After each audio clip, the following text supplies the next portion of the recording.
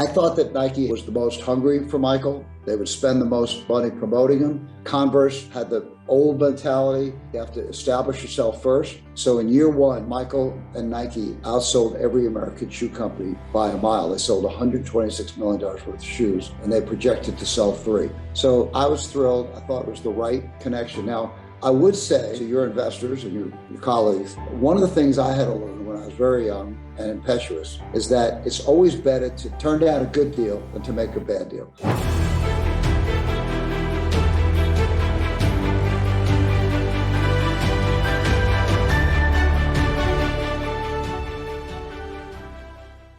Tell us, what would your spin be on that? When you take Michael Jordan and you take a shoe company like Nike, what is it that you saw that very few, if anyone else, saw? What is it that you saw in that moment? So I'm going to backtrack about 1 minute and then I'll respond.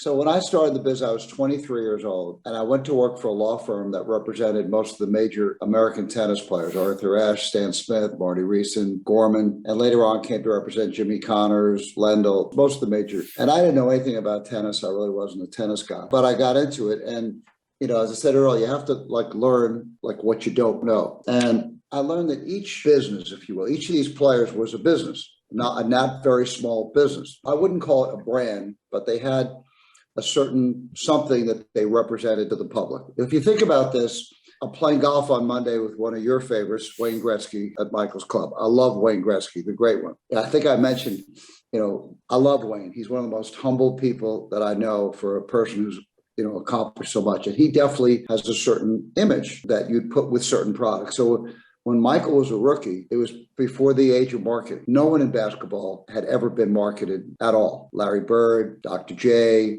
Magic Johnson, nobody. Magic had one national deal his first 5 years in the league. And I went to people because I was sort of bored, if I could use that. I was thrilled to be doing what I was doing. But the prevailing wisdom at the time, when you're representing athletes, you say, okay, you have Michael, in 5 years, if he's really great, you could do the kinds of things that Magic did. And I thought to myself, wow, if Michael wanted to do the kind of things Magic did, he should have hired Magic manager. Why is he hiring me in order to do things that Magic did? And so in the progression of my career, I went out to all the companies that I had established relationships with my first 10 years in business when Michael came along. And I said, I believe that this man, it could be one of the most exciting players in years. I didn't say he could be the best. No one knew that. And I only want to have 10 affiliations his entire career. It's like, I'm going to build a country club. I'm going to build Augusta, but I'm only going to have 10 members. Now, you don't know how good Augusta's going to be, but I'm telling you, it's going to be really special. And I'm inviting you to be one of the first 10 members. If you tell me, hey, David, what the hell do you know about golf? You don't know how to build a golf club. I ain't going to join.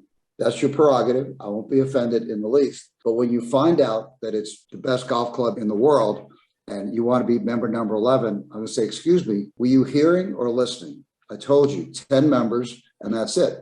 And so we created what I call the philosophy of scarcity. We created a scarcity in the marketplace before he was anything. I hope I'm not being sexist by making this remark. Nike was like the girl you wanted to date, but she would never go out with. So the first 5 proposals I made with Nike, they turned me down. They were all for tennis players. It's all right, David. It works all other ways too, Okay. So I told the head of marketing, who became my best friend in the biz, Rob. I said, Rob, I'm going to offer you guy number 6. And if you turn me down, no problem. I will never call you again. Now, at this point, Nike was probably a $20 million company. Today, they're like $220 billion. So they were tiny. They weren't Adidas, which is the number 1 company in the world. We represented the owner of Adidas, Horst Dassler, whose father, Adi Dassler, had founded the company. They weren't Converse in America, which was the official shoe of the NBA and the official shoe of the Olympics. They were like an upstart. So when Michael came out, I felt that Nike needed him the most. Converse had Dr. J, Magic Johnson, Larry Bird, Adidas had Kareem, had all these star players. And I wanted the company to market Michael because I thought, without making any pun on the way he played, we needed someone to jumpstart his career off the court. And I thought that Nike needed him the most. And the most important thing we did in his first year, we did 2 interesting things that no one's ever written about. One, I made him give stock in the company. The few shares they gave him today are worth $75 million, which is way more than his deal. And the second thing, which is far more important, we made them spend $1 million in the first 6 months marketing. Now, no other player had even a commercial. Magic didn't have a commercial for Converse. Bird didn't have a commercial. And so when they put him on TV, day one, it jump-started his career with all the corporations like Coke and McDonald's because he was visible and they got a chance to see his personality. And like many things in life that are schizophrenic, like me being a lawyer and an entrepreneur, which are opposites, Michael is one of the most unbelievable players in the history of sports. But off the court, he's a very regular, down-to-earth, totally genuine guy. And that duality, I thought, was something that needed to be projected. And Nike spent a lot of money projecting it. So you guys don't remember this, but they came out with the first shoe. It was all black and red. And the NBA banned it in 5 minutes. They said, you can't wear the shoe. It doesn't conform to the team color code.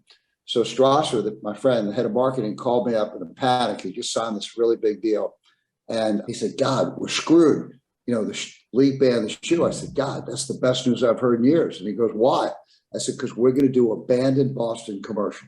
And within 24 hours, they came out with a commercial that said, like, on October 15th, Nike came out with a revolutionary basketball shoe. And on October 17th, the league banned it. And then they had like the dragnet things with the chisel, and they covered the shoes with a little black thing. And they said, fortunately, the league can't stop you from buying them. Oh, God, the sales went through the roof. So I thought that Nike was the most hungry for Michael. They would spend the most money promoting him. Converse had the old mentality. You have to establish yourself first. So in year one, Michael and Nike outsold every American shoe company by a mile. They sold $126 million worth of shoes, and they projected to sell 3. So I was thrilled. I thought it was the right connection. Now, I would say to your investors and your colleagues, one of the things I had to learn when I was very young and impetuous is that it's always better to turn down a good deal than to make a bad deal.